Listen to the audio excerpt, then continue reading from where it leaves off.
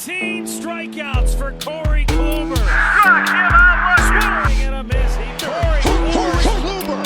For the Western Kluber becomes part of forever. The two Cy Youngs seem like such a distant memory, but he has achieved greatness on this mound in Texas. He is now part of baseball immortality.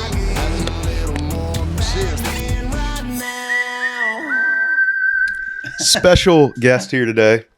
First Brazilian-born player in MLB history. Yeah. Catcher in 2 Cy Young years. Silver Slugger, All-Star, World Series champion. Catches the final out in the World Series. Shout out DC. Thank you. 13-year big leaguer, Jan Gomes. Thanks for joining us. Appreciate it, man. Super excited to be here. Good to see Klubs again. We've been kind of away from each other for a little while, so excited to catch up. You got one more year until you got bragging rights on him. So you're at 13 right now. Corey, you finished with 13. Sure he's already got bragging rights. That was established a long time ago. Was that his debut was like, what, a couple months before mine? Oh, so you already got him. Oh, well, I mean, we can go right into it. I think that time in Cleveland, we were all, about 7 or 8 of us were on service time watch for a while there. And there was a few guys who we were all paid a lot of attention to how much service time they had. So you just had a deal going. It was just a little competition. Well, we all knew we were, I think, within a week of each other. It was close, yeah. Yeah, so I think I was like a week ahead of you. Mm-hmm. And he's already got me beat. Who were the other guys that were in that mix? Shoot. Cody Allen was one that liked to... He was the service time guy. He policed all of us. I think McAllister policed us as well. And then Chisenhall, Kipnis. Lonnie was ahead of us. Kip was ahead of us. Yeah. That time was great, man. It was fun, though. There's a lot of guys that were close. Came up at kind of the same time and stuff, so that was fun. I got to ask you this. Obviously, CK throws a no-hitter. He gets his catcher a present, but you were 2 Cy Young years, like we talked about, 14 and 17. Did he get you anything for 14? He did. What did he go with? He got me a Pele signed jersey. Ooh. He stuck to my roots, apparently. Love that. He got really creative with those. And then a Neymar signed jersey as well. So who forged him? He forged them. I just bought the jerseys and signed it myself. Kendall or Amanda. I'm sure they got on Google and got them. But no, it was awesome. And I got to go watch him receive his trophy. So got a cool trip to New York. And that was a good time. What was that like, just being a part of that every day, catching in 2014? He said he caught almost every single start. Yeah. Shoot, man. I think Kluber can maybe say this as well. I think from the way I catch games, I kind of try to form a relationship with the guys like first, and that's kind of what me and Klubs had. It wasn't like our scouting reports were mainly like just a conversation. So when game time happened, it wasn't like, so hard to make an adjustment. It was like very easzy to like, hey, Klubs, I think we need to start doing this. And he would say, hey, I'm not feeling that pitch. And then we'll just start going from there. But one of the cool things, and like Kluber, I felt like he trusted me with my game plan. And that made it a lot easier for me to try to get creative. And we did a lot of fun things, a lot of cool games that we got a bunch of stories from. And but yeah, that was it was really cool just from the relationship that we built. And I think even when we were outside of the ballpark or outside from just catching or me catching him, it kind of just flowed into it. I think it makes a big difference too. Like obviously people talk about a pitcher and catcher relationship all the time, but it does make it easier on both ends. Like it's very undervalued. And I feel like a lot of times nowadays it almost goes by the wayside or unnoticed because numbers kind of take over a lot of times. Oh, absolutely. I mean, especially now, like now there's no creativity able because they're telling you in a way how to navigate a game based on analytical stuff. But sometimes you got to understand that, I don't know, Kluber slept bad that night, and maybe some pitch is not working and he's not feeling it at some point. And you just got to get him through a game. And that was one of the cooler things. Every game seemed like something different. Except that one day in Toronto, we went to the soccer game the night before. that was on get me you. through that one. That was on you. We were trying to have a good time. Even from the whole Neymar and Pele jerseys, we were both pretty.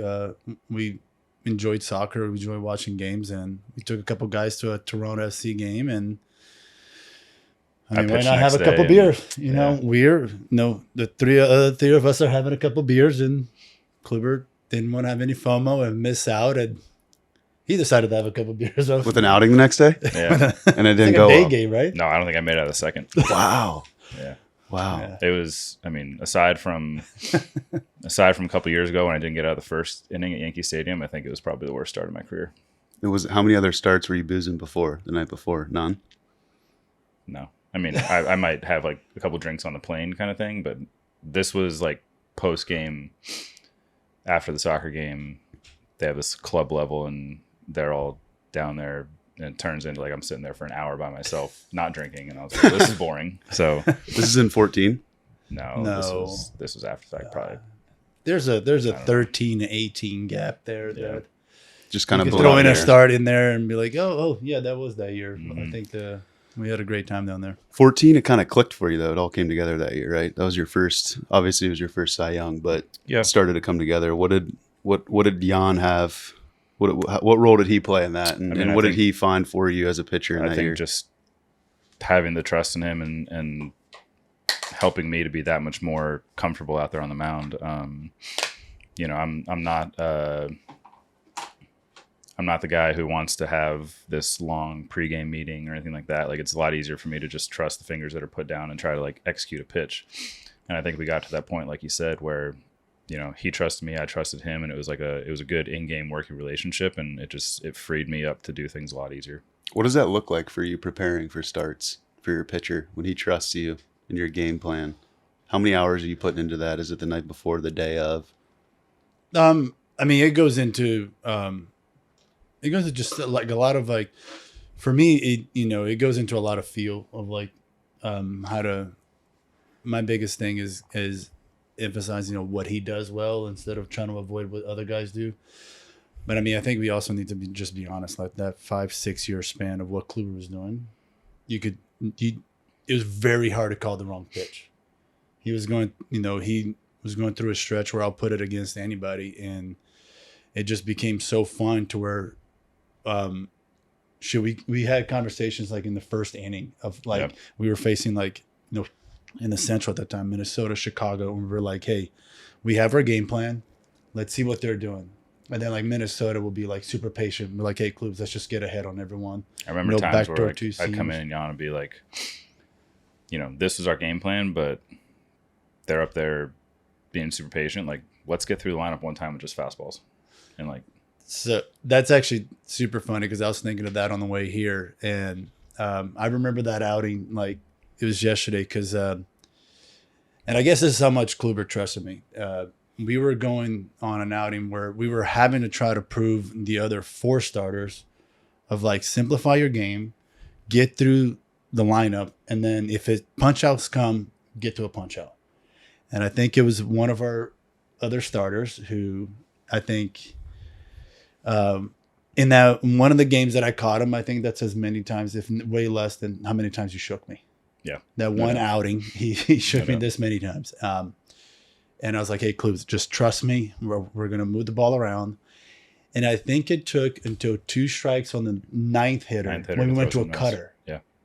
You Still- threw all which heaters still a you're talking fastball. about? We were going heaters in, heaters away, and 4 seamers, like, and then, I mean, I don't know why I folded, but it was like until the third, like last pitch of the ninth hitter, that third inning, whatever. And we're like, let's go to a cutter, which was still practically a fastball because you're Yeah. throwing Close enough. 89 and 90 plus. Close And then, 3 out of 3 down, 3 innings It's in. interesting though, because I think that nowadays, especially, I think that was the first game of like a divisional series, and so a lot of times you're trying to kind of set the tone for the rest of the series, like how you're going to attack guys, show the other pitchers like what their game plan is to try to combat us as a staff, kind of thing. And I think nowadays everybody just they pitch to what they do, and there's not really the game 1 through game 3 kind of continuity of a way to attack a team. That's got to be so fun catching a guy like that. You just can hit your glove. No, absolutely. And I think it would just come down to, hey, your stuff's a little tighter. Let's keep it more in the zone. Or hey, your two seamers freaking dancing today. Let's open up the plate a little bit. I'll try to work the umpire and get some calls. But I mean, at that time, like Kluber just mentioned, I think we definitely had one of the top staffs in the game, and in little to their own thing, they're all kind of different, and so yeah, it was a awesome time trying to navigating those guys, and like we said before, it was just like there was more than just that game that was going on. Getting those, like we were all very close friends, so getting celebrating a good outing or getting guys through it was a lot of fun. When was cruise control in those Cy Young years? Like mid-year, you hit a point where the scouting reports are a little quicker. You don't want to mess with anything per se. Not necessarily. I think that I always kind of tried to, whether it was April or September, like never really had that feeling of like got it figured out or whatever. Maybe that's just kind of struggling coming up. I always feel like I always had a little bit of that like insecurity. Like if I don't do what I'm supposed to do here, it's fleeting. Like it's going to go away. But again, I think that a lot of it goes back to getting in a groove, being comfortable out there on the mound, and trusting the fingers that are put down goes a long way towards that. Yeah, it's buttons now. Sorry, yeah, Buttons. pressing the buttons. It is buttons now. Pressing the buttons. People won't understand when you say fingers now. Yep. We'll get back into these Guardian days, but I want to jump into it. You catch the last out of the World Series in 19. Not many catchers can say they caught a last out in a World Series. What was that whole year? I mean, it was crazy. Yeah. 19 and 31. I want to hear all about this. Yeah, I actually got to be there too. The only reason we were allowed to miss a college practice is if you could go to a World Series Game 7. And you did it. Got to miss practice. Yeah. Well, if we even start further back, the 19 and 31, we going into that season, we had a tremendous team. Mm-hmm.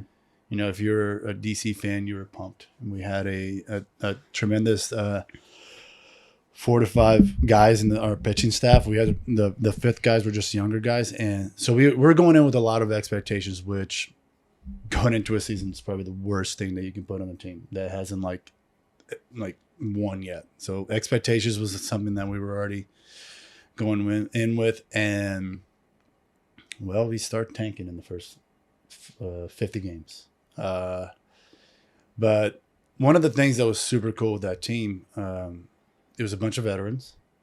I will vouch for veterans all day, and we were having a blast. And I'm sure you can go back and look at the way we were hanging out in the clubhouse or even in the dugout. So that 19 and 31 was just starting to kind of catch up on us because everybody was making it a deal because we had that, the expectations. And then that meeting happened. So it was really like just kind of like guys like almost like crying because we were like, what is going on? We were such a good team. We had such a good time. This is at Game 50. This is at Game 50. And then one of the coolest things was like how honest we were with each other. Because there was a lot of guys going into like their second to last years, and we were like, either we start winning or everyone is going in their own ways. We're going to get traded. This team is going to disperse, and there's going to be nothing here. And then that kind of hit us because we were having such a good time. And next thing you know, we were worried about just like, hey, let's just go out, have fun, and win that one game. And play, the go 1-0, the model that some of our guys came up with. And then, dude, like something clicked. It mattered more than like our own individual stats, and started worrying about like the whole team play. Somebody gets on, move them over, drive them in. The bullpen was as tight as we can ever. We would go out to parties. We would go out like as a team to team dinners, and which, it's a big deal, but half of the team usually shows up at those things. No, we had all 25 guys. We had sometimes staff coming. It was a great time. So like that, like it is hard to get so much everybody to show up to those things. Like you think it's easy, like we're gonna have a team dinner and everybody shows up, but guys got their own thing to do. Like to actually have 25, 30 guys show up for it, like that's a big deal. Like that's how you know guys are close. That shows your vets were Dude, solid. and then just started becoming like, hey, who's throwing, like who's gonna throw the next get together? I hate to say party because like we weren't like losing our minds and then getting lucky on the field because we were still working. But then it just started becoming, but it like everybody showed up and it was like that team traveled together, and then we take off and from 19 and 31 we were the best team in the from that point on, and somehow we still couldn't catch on to the Braves. But I mean, you can probably just as much as I do, that whole playoff Crazy. is our backs against the wall. Not that we ever wanted it like that, but I think we were into the 7th inning, right, against the Brewers. And, Might have even been the 8th. Yeah, and Hader comes in, and you got the youngest kid in the game facing the best closer in the game, and puts up a insane professional at bat and gets a knock, 2-run knock, takes us to lead. And then he showed his age a little bit by keep running. Yeah. He gets thrown out like he's just celebrating a second. Like he had an 8th inning walk-off. And but An 8th inning walk-off. it was insane, dude. And then we're all like celebrating, and then like, oh my gosh, we got to finish one more inning to win. But yeah, there's a lot of pieces that come in, man. We had a phenomenal team. I think also when we traded for like Daniel Hudson in the half, he extended our bullpen. Para, when he came in on the team, the baby shark thing, it's kind of insane. Teams would just laugh when he came out to the plate because the whole stadium was doing the clapping. But he glued the team together, man. Like, but yeah, that whole playoff, it was insane. It was insane. We were backs against the wall. I think we faced 5 elimination games, like 5 to 6. Like, it was a bunch of elimination games in, but yeah, it was a crazy time.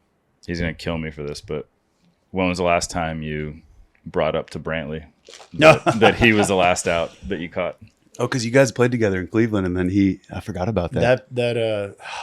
He holds that over his head. He smoked a ball in that last at bat foul. So that's all right. We can go into that. And then, so to skip ahead, we went to Napa that offseason all together, talking about the Cleveland team. And we had 7, 8 couples that went to Napa together. And I had just won the World Series, or we had just won the World Series. Brantley had just left. So we were all there. And Brantley's such a good dude. He's one of our favorite dudes ever. Mm-hmm. He's definitely one of my closest guy. Like, he's almost still my hitting coach. Like, he's and I had to do it. I had to like hold it over him. I'm like, dude, I got you. Mm-hmm. Like, we won it over you. But then I just kind of felt like an asshole. Like, if I did it the second time, I was just a jerk doing it. But what did he say? Well, because did he win one with them, or he never won a World Series, right? Because he retired before, or he was hurt. He was hurt. He was hurt, but he did win one with Houston. Yeah, with Dusty. Yeah. Well, he wasn't. He's a good sport. He wasn't happy about it. But then I think like everybody else was like, "Yo, like chill." I'm like, "No, dude, screw that. He would have done this to me." No doubt he would have. His at bat didn't really matter though. What was it, 6 or 7-2? Yeah. No, yeah. I mean, it didn't matter. But when we go into the 9th inning, we're facing, and we kind of always joke about this. Like when the closer comes in, he somehow more times than not always has to face the middle of the lineup. Like the hardest guy was. So it was Springer, Altuve, and then Brantley to close the game out. And I remember we had made an adjustment in game 5 where Joe Ross pitched, where we just started crowding them a little bit more and not letting the Houston Astros, they're trying to pull into the boxes, Crawford box. So like we tried to make an adjustment, and I remember that previous pitch. And Brantley, we've sat there and watched Brantley hit forever. Never pull guy, just uses the whole field. If somebody hangs, he'll bang it. But Brantley uses the whole field really well. And it was a heater in, and he absolutely pulls it. like you said, he freaking hit a 500-foot bomb, but foul. And I was like, we finally got him to start pulling. And then, Daniel Hudson went with the back foot slider, and it was, crazy moment, man. It was a crazy season. But for that to be like the way it came out of it, it's super special, and we get to talk about it now. And I know how much it meant to a lot of different people, and it was yeah, exactly. And it's a big moment, and I'm sure a lot of things are going to be talked about it even more. Was that the series? Neither team won a home game. Is that right?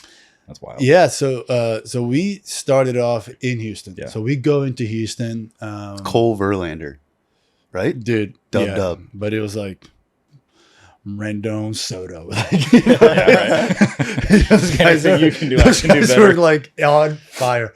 And then Howie Kedrick. Howie Kedrick was by far like the most insane player in that whole series. We take two of them, Mm-hmm. two from them there, and that's when we were like, "Wow, it's really happening, dude! Like we're gonna win it at home. Finally, like we're gonna do a big series at home from them." And get absolute tallywhacked at home. Right. I mean, They scored like 10 a game, all 3 games. It wasn't. I mean, it seemed close for a little bit, but then it kind of it didn't seem like we had like we were chasing them the whole time at home, and it was like, and then I remember Anibal Sanchez came out and like had another meeting and just like, bring it together again, like kind of that thing that it's not an eyewash meeting, because there's a lot of those that happen. For sure. You start losing, you start creating hope that a meeting is going to turn things around, in it. Guys feel like they have to have a meeting because things aren't going well, and those are the ones that are like useless. That was what was so good about that team. Guys did a really good job of like when things needed to be said, it was said, and then we go in. But then again we had Strasburg, Scherzer, going. So obviously, but I think they had their guys, and they had Greinke going Game 7. I think our odds are with us for who we wanted to go up there, because Strasburg had a tremendous postseason, whole season for us, and He's out of his mind. I mean, he might have been the best pitcher in the world. I mean, He kind of walked after that, right? That was the last taste of Strasburg. Almost after his contract, he only threw a certain amount of innings. But I mean, he did what he needed to do. I think he threw. To this day now, I think he's thrown 40 innings since then. And hey, if Walked off that a means legend. you threw win a World Series for that city that trusted you and drafted you, dude. Like he gave it everything he had, because he Sold out started. And he came in the bullpen, and he was insane. He closed one of the NLCS games, didn't he? Yeah. He was going like anytime you needed him, he was going like 2 to 3 innings. Same thing with Corbin. Corbin did the same thing. Right. He was winner of Game 7, and randomly we needed a guy to bridge the gap. Oh, why not bring in our I think he won the Warren Spahn best lefty that year, and he threw over close to 200 innings, and oh yeah, let's go. Wow, I'll give you guys 2 to 3 innings or however many it was, and that just kind of shows the kind of team that we had that year. I know Brantley's your boy, but let's be honest, the whole country was rooting for the Nats. Was there anything more or any more incentive, given it was the Astros and everything that was going on? Did that piss you guys off? Well, I think the whole Astros thing came out like after that 19. It was like that whole 19 season. We knew things were going on, but I don't think the whole scandal I think it had happened that off season. I don't remember when it happened. How do dudes in the league? What do dudes in the league know that's going on before it gets out? That's just word of mouth through buddies. Well, I think that there's a lot of times you can kind of. The Astros were not the only team that were doing stuff to get an advantage. Like you could tell that like there were other teams that maybe not to that extent, but you can tell like when guys are consistently either spitting on really good pitches throughout an entire 3 or 4 game series, or like not missing a certain pitch. Like, don't get me wrong, major league hitters are really good, but they don't ever miss a pitch for 4 games. Like that kind of like gets your guard up a little And that bit. was for 2 years, because that started in 2017. well, so we were lucky enough to face them in 18. Yeah. And that's when kind of scandal started. You know, we had somebody that was very boisterous on the social media end and put it out there a lot. And but we lost to them in 18. They kicked our ass. They did. It was a They swept us in crazy 3 sweep. games, and we probably were outscored by. But I'm going to say 25 runs in those 3 games. So they knew every pitch. But that what was our coming. conversations going into that series? You know, we spent 5% of the time actually game planning for the Astros hitters, and 95% of the time game planning for. switching signs and all making that sure stuff. they don't catch things. And How are they getting these signs so easily then? If you guys spent that much time trying to avoid it. Technology. I was gonna say that's a hot take. I don't know. I mean, some form of technology. I mean, it's all like kind of has come out. They've been in a way punished for it. I think there was rumors that were told to us that they had a camera that was pointing right at the catcher, and they had some kind of formula or. But to your something. point, so like teams that had played them recently that maybe weren't in the postseason, like alerted us or alerted like the coaching staff, like, you know, something's going on here kind of thing. So like That's so wild. people were kind of aware. They just, I don't think they knew how to defend it at that point in time. Yeah. If there even was a way to defend it, I don't know. They had so many good players too. It's just hard Yeah. to say, hey, these guys are way too good right No, now. absolutely. And this is not ever to take away from anything the Astros as a team had done. But, you know, when you have this many good players and they know what's coming, it makes it a little bit harder. Like Kluber said, like, but, you know, you got all of our guys with some extreme pitches and they're not even budging at it. Yeah, I mean, it seems like it's an argument, but, you know, it could be an excuse. We could have, because we still didn't hit. So I don't. I mean, I don't think we win that series anyways. Like, So we it were could- so overmatched. Their team That's- was so good. Yeah, exactly. It's tough. We can make an excuse for it, but we just didn't hit, and we did not score the opponent, and that 100% of the time you lose. So you guys get back to DC from Houston. How long does the party last? You guys got to party with the Caps too. Yeah. Oh, all right. So So sick. we're, Drinking with we're going Ovechkin. into so yeah, game 7, we win. We had, you know, been a part of a game 7 on Yeah. the losing end. Didn't go as well. But it was kind of wild, man, because like the first 2 to 3 times that we celebrated, it was nuts. Like we were, you know, popping champagne. There's no better feeling than getting champagne sprayed in your eyes. I mean, it burns, but you know, oh well, you're not gonna ever get that feeling Right, it again. means something good. And game 7 celebrating, it was almost more. It was still crazy, but like it was more of like, wow, it's done. We did it. You know, we finished the fight. You know, our motto. And we go back to the Four Seasons Hotel.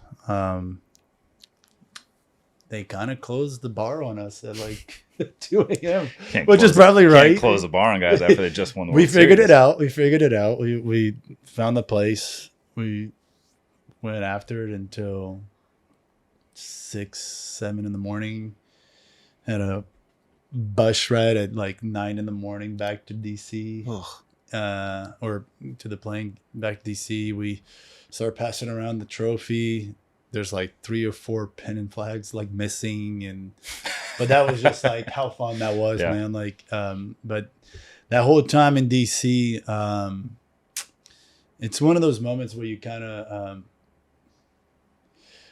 I mean, no lack of a better word, you kind of feel like almost like invincible, you Yeah, know, no like doubt. you I can know, imagine. because you just won a World Series. Everywhere you go, guys are celebrating you, so you kind of take that in, and you know, we did a lot of crazy things, man. We like you said, we got to hang out with the Caps. We got to go to the Zamboni, and like a bunch of us, and I don't know if you remember, 6 or 7 of us are on the Zamboni, and like we rip our shirts off, start taking. it was like it's dumb guys celebrating, and but yeah, we got to go in. We had this like crazy celebration, and we got to get the Caps to involve, because that was like a huge like 2-year event for DC. Mhm. You know, because They won it the year prior, right? yeah, That's the only Caps good. won it in 18. and then like the WNBA won it, and then we won it. So it was like, you know, a lot of winning going on, and we had to like kind of try to keep up with what the Caps did and try to hit up every fountain. I don't think we did that. So but, it's a losing battle trying to party with hockey players. No, yeah, we noticed that. We caught up to that, so we got to involve them in our celebration. You know, you got a legend, you know, in Ovechkin, you know, celebrating with us, and He can put him back dude on. is a box man. Like he is just like, dude was meant to play hockey. But yeah, and then we got to go to a concert, DJ Tiesto concert with them, and You got on stage, didn't you? you know how we get at concerts, man. Sometimes it slips away from us, and next thing you know, you don't know what's happening. So yeah, we got to go on You stage. were spraying champagne on the crowd. Is that what it was? On Yeah. stage? Well, yeah. There was one point that was all of us. There was one point where I saw an Ace of Spades bottle. If you don't know, Ace of Spades is in, you know, your typical local Walmart champagne bottle. It's a little expensive. And I was like, screw it, I'm gonna grab it. And I was the first one to start spraying it. I looked down, it's like a pink, like personalized to Tiesto bottle. And I was like, I just put it back, and I was like, Pretend that it probably never cost a lot of money. No doubt. But yeah, we got to have a good time, and then the parade happens, and man, that was a sea of red. That it was nuts, man. Like I've never seen that many people. It was a phenomenal turnout, and we got to go, you know, everywhere. You know, the archives, the big steps up the archive. Those like, it was insane. We were going nuts, and people were throwing. We saw people throwing beers above us, and I'm sure a There's parade no- anywhere is pretty cool, but in DC, it's probably got to be wild, just with, like you said, all the recognizable places you go. did it. I mean, there's some sick, like super iconic pictures of guys, like whether it's holding the trophy, because you know, like there's a couple buses and one up at the front with some of the guys that were holding the trophy. The trophy didn't make it back to the fourth bus, but we were having a blast at the same time. It was a good couple years for DC. Mm-hmm. I want to touch on two things from that before we switch topics: the Howie homer, and then just Soto in general. I feel like that was kind of the rise of Soto when the baseball world realized who he was. Yeah, I mean, we can, you know, it's almost like a which Howie homer, you know, because the one against the Dodgers, you know, we're facing Joe Kelly, who is absolutely nasty, and he always shows up with some nasty pitch that you don't know what to sit on. It's either 80, 90 mile an hour curveball or 100+ heater, and at least I felt like he was throwing a bunch of curveballs that series. Next thing you know, he touches 100 and none in the corner, and Howie hits a grand slam that, you know, got us ahead. But that homer, the foul pole homer against the Astros was just like, I don't know, man. That was like the icing on the cake for what was all going on. Of like, because right before that, we're I mean, it's pretty much a shutout, right? We're not doing very much against Greinke, and then Rendon hits the homer against Greinke, and then they like pull him, and then like things start unraveling, and the next thing you know, we start smelling some hope, and Howie faces a guy that has made Will Harris has made a living out of throwing the like down and away cutter, and Unreal swing. I mean, I don't want to say impossible swing, But but it was like touch too. it was like backside homer off of a 90+ cutter. It was insane. And I remember our dugout going absolute bananas, and we're celebrating, you know, the 7th inning walk-off kind of deal, you know what I mean? Or 8th inning walk-off. And then I just remember, because I think we either went up 3-2 or 4-2, like right at that moment.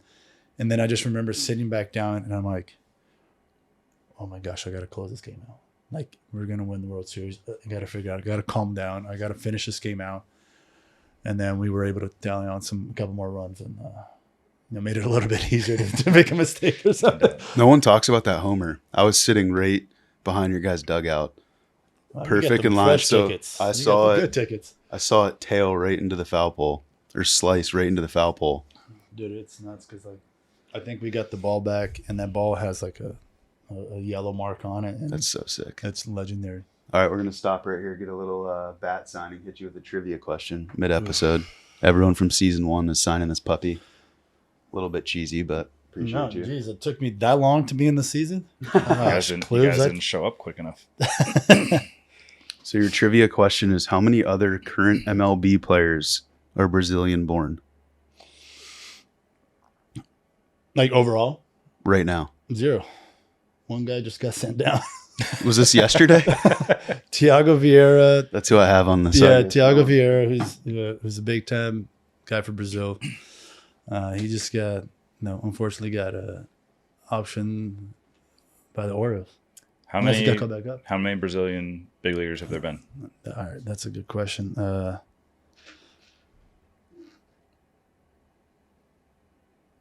you have an answer for this? I think so. I mean, I hope so. Yeah. Yeah. 6? I think it's 5. It's 5. 5. I was giving it to one guy. Nah, man. There's sorry. 4 others outside of you ever. Really? You were the I thought first. one of the, or maybe. All right. I don't need to defend myself. I remember when we played the Royals. I don't remember what year it was, and you and Paulo Orlando was the first matchup of 2 Brazilians in the big leagues. Right? So yeah, Paulo Orlando. He was the season back, came in, and I think he came in a little bit later. But Rienzo.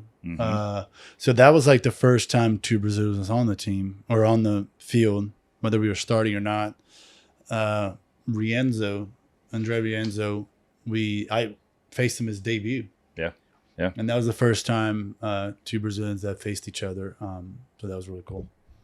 So you were in Brazil till you're 12. Yeah. You moved here when you were 12 to Miami. Mhm. What was that like growing up in Brazil? It's crazy you're the first player in the MLB I ever know, from right? Brazil. That's crazy because, from that small community that I grew up in,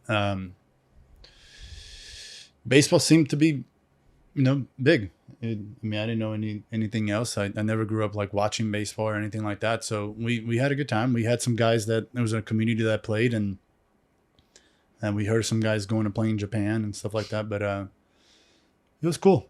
I mean, You kind of stumbled into baseball, didn't you? Wasn't your dad giving like a tennis lesson to a baseball coach or something like that? Yeah. So the coach that coached the Brazil or the team that I grew up playing just happened to go to the country club that my dad worked at. He was a tennis player, and it wasn't even there that they introduced baseball to him, and it was like they were like out and met each other, and I guess he was going to the field and my dad was just like shopping, like grocery shopping, and the guy's like, hey, I'm going to the ballpark, I know you have some kids, why don't you bring them out and see if they like it. And yeah, dude, Was it all soccer to that point? all soccer, all basketball, but and like just the sports that you grew up like. I grew up like swimming and playing tennis. My mom's a swimmer. My dad's a tennis coach. My godfather was a basketball player. So I kind of like grew up like around the sports world, but baseball wasn't ever a thing. And he introduced it to us, and I fell in love with it. I was the weird kid in our classrooms, which is not weird here to just sit in the back of the classroom taking a drive swing. In Brazil, they're like, what are you doing? So, but yeah, I fell in love with it. I remember, didn't you say there was a big Japanese baseball influence in Brazil? Yeah, that's why I married Jenna. There you go. She's a Jenna. Yeah, so it's all it was all Japanese oriented. So even when you say coach, it's like sensei. It's what you call him. And but yeah, it's still kind of like that. And so yeah, I grew up in that very traditional Japanese style of baseball where it's like repetition, very disciplined the way they play. So if anything, any of it, man, like I'm super thankful that I got to learn the game that way, because they kind of taught you that like the more work and hard work you put in, you benefit from it. And whether that was true or not back then, at least it instilled in my in the way I do things now. Japanese baseball in Brazil, huh? Wasn't expecting to hear Right? that. That's a trivia. Yeah. So you go to Miami after that, baseball hub. Is that Miami, people talk about the baseball circles there. Everyone's pretty close. Yeah. You feel that way with all those guys? Yeah.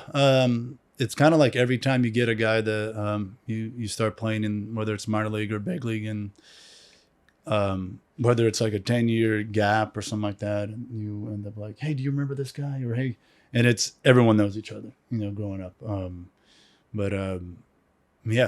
Got to come in, and that's when like really baseball started taking off. I still had no idea what that was like, and I got to introduce some really cool coaches that really helped me. Really like started liking it and loving the game, and the rest is a cool history. Did you speak any English when you came over here? Or Zero, strictly dude. Portuguese? Zero. Talk about I could talk to a wall. You know this more than I do. Like Not being able to talk to anybody? I could speak to anyone, and I always felt like somebody was making fun of me. Obviously, I don't have the most common name, and it rhymes with another thing. And guys would just they would kind of just make fun of me, and I didn't know how to react, and I didn't know how to respond back. And there was a time. This is going over my head. What does your name rhyme with? Yawn. Yeah. Like literally yawning. Like you're yawning. Oh, yawn. I was like, this is really going over my head. Well, there was a time where it was like 2 to 3 years in where I was starting to kind of lose Portuguese because I wasn't speaking very much. And then I didn't know enough English. So I Like an did awkward not middle ground, know kinda. how to like even like think things through or communicate. And that was a super, super awkward, tough time. But with the amount of time that I You just talk now, practice talking to walls. Yeah. Yep, and I think I'm doing all right Figured now. it out for sure. You played Like- for 2 Arizona legends, though. Hey. Chip Hale and Tito. Mm. I want to hear what Tito was like in that 16 run with both of you guys playing the Cubs. Circumstantially, one of the bigger games in Yeah. baseball history, that Game 7 and 16. Yeah. And the rain delay happens. Be curious to hear what was going on in your guys' clubhouse that game and who rallied the boys up. I mean, prior to that, after you rehabbed, did you have a big league at bat before you had to face Chappie? The last at bat I had was like middle of September, because I hit that homer against the yeah. Royals, and then like after that, You missed before a he good goes chunk. into it, 16 was a tough personal year for me. I got hurt a lot, and the time in Minnesota, that was an absolute joke to look at now because I literally hurt every part of my body tumbling down first base. And then, but it was a phenomenal year for us anytime. So I think if anything, just 16, I think Kluber can speak even more on that. I mean, a lot of it was the same stuff that you're talking about with the Nats, the guys being close knit, individual kind of aspirations going out the window and, sacrificing stuff for the team. It's easy to say that that's the way it should be done, but to get the buy-in from like 25, now 26 guys to do that, like those are the teams that I feel like usually end up making it really, really far. And from a team standpoint, that was kind of Lindor's breakout year. Yep. Jose Ramirez's breakout year. Yep. I think Kipnis was doing a great job playing Mhm. wherever he needed to play. Yeah, 'Cause all I over think the his place. second and center, and Yep. I think we made the trade for Geyer, and he became a big Big part of that team. part of Yep. the from the back end. And, Obviously Andrew. That was a oh big, yeah, big exactly. acquisition. Andrew Miller was a huge part of that. So like, I think Having good the right things happen. pieces. Exactly. No, good things happen, and then the team that we traded, guys that we traded for, just kind of gelled really well. I think Andrew, Andrew's willingness to throw like at any point, however long, like that went a long ways to, I feel like, helping Tito or giving Tito the freedom to like manage a game, not the traditional way, but just go out there and like whatever he felt was the biggest leverage spot, like he was going to put Andrew in there, and then that freed him up for the rest of the game almost. What's Tito saying to you guys in a Game 7 like that, pregame speech? There was a rain delay, right, at the end of the game? Got a pregame speech or anything like that? Nah, man. Tito's big on staying out of the way unless it's like necessary. Like if anybody was going to say anything, it probably would have been Knapp. But I don't think that like we had a need for like a pregame speech. Yeah, I think when you go into bigger moments, I think like people feel like something different needs to be said, and I think that's where guys get in trouble, man. Yeah. Like, Just keep I it as know normal as it's possible. a bigger environment, and one of the biggest things, if anything, like, hey, lock it in more. This is all that matters. We're not playing tomorrow, so. But the hit on Tito, one of the coolest things that about him was that, like you said, he just kind of like let us be ourselves. You know, and if something needed to be said, Tito was so good at like pulling you aside and like sitting you in his office, very welcoming, kind of gross, but office. And We'll let him tell those stories one day. yeah, and he was just very good at being honest with you, and then like motivating you or telling you like, hey, this is what we need out of you, like giving you a really good role to help you succeed. He did such a tremendous job. I mean, putting he guys in was so roles to honest with succeed. guys. Like there was never a point where I feel like guys were confused about what their role was. Guys knew their role, and I think that makes it easier to prepare for that role. Whether you like it or not, like at least you can prepare for it because you know what positions you're going to be put into. Yeah, and whenever he did speak up, that's when everybody was like, like what's Like that? if So someone you threw a would- ball over the center field fence, he would probably speak up. I was going From the pitcher's mound? That was in 19. I wasn't there. Jan missed that one. I don't remember him addressing all of us. I don't think anything needed to be said after that. But man, like even that, It's like, a good 'cause toss. it reached over the wall for sure. He did a really good job of having players' backs. No doubt. Yeah. You know, and I think that's some of the that goes a long way with, you know, whether like your manager, and obviously it's easier to have a player's back when you're doing well, but when things aren't, you know, going the way, you know, you hope to just have guys like, you know, still be able to, you know, say something good about you in the media, because they're obviously gonna, you know, attack him with it. But He'd almost always put a positive spin. yeah, Like he would give an honest answer, but then even if like a guy didn't perform, he would find a way to spin it positively. he did a really good job with that. Before we wrap it up, get into some WBC talk, because you helped Brazil qualify for the first ever WBC, and then you did you not play in I it? bailed on them for the WBC. You helped them get in and said peace. You did what you needed to do. Well, yeah.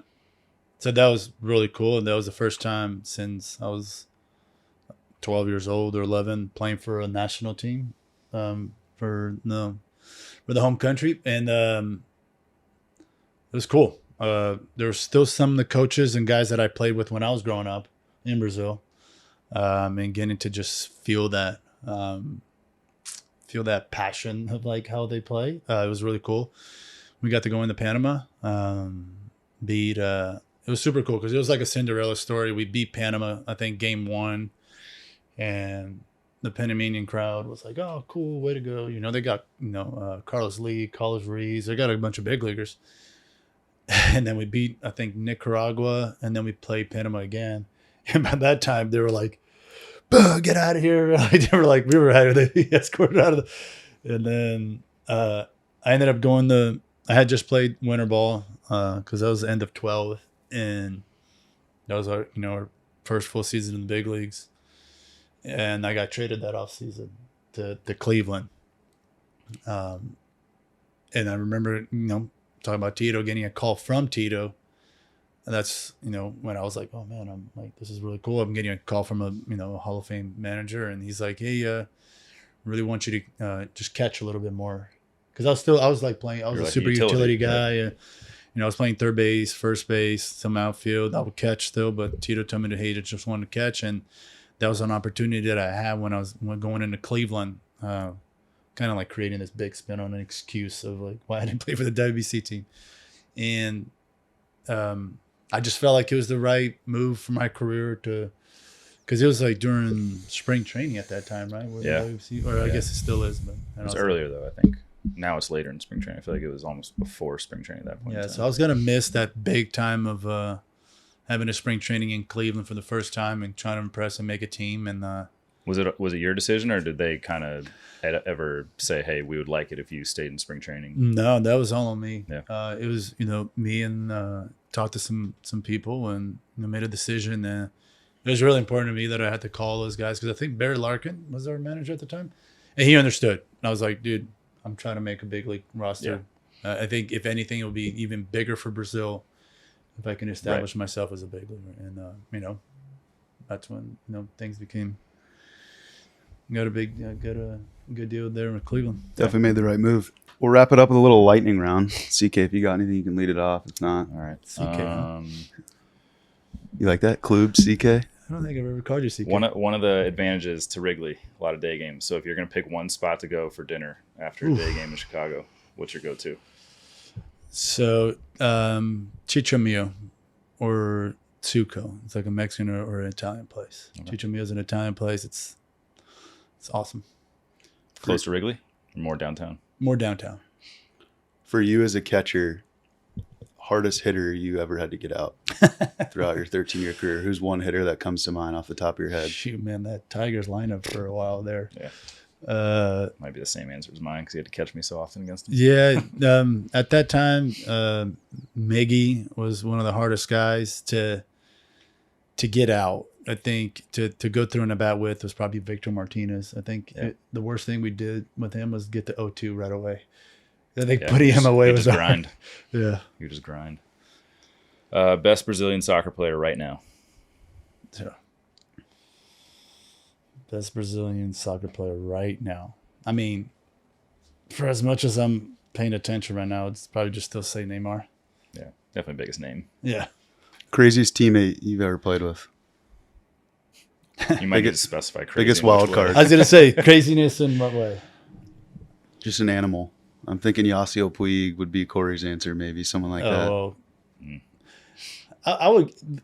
This is like a good crazy because he made our clubhouse so much fun. Carlos Carrasco, was. I think the dude had a really funny bone up there, man. That just he was able to light up a room in a crazy loose. way. Yeah. Cookie Carrasco is the answer. Plans post-retirement. Should have that one by now.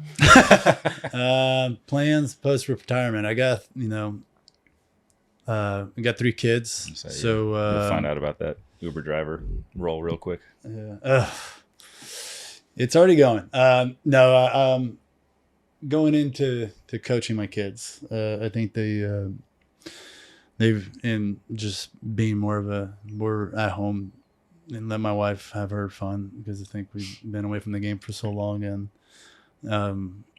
definitely take a little bit of load off of her and coach the kids or just be like you said, the Uber driver to take them to school and stuff like that. No Tennessee catching coach in the future? If they want, I'll show up over there. That's probably the closest place right away that I'll go to. That'd be pretty badass. Alrighty, Silver Slugger, All-Star, World Champion, first Brazilian player in MLB history, Jan Gomes. Thanks for joining us. Appreciate it. Guys. Appreciate it, man. This was fun. Thank you, Jenna. Yeah, thanks for letting me do this, Jenna.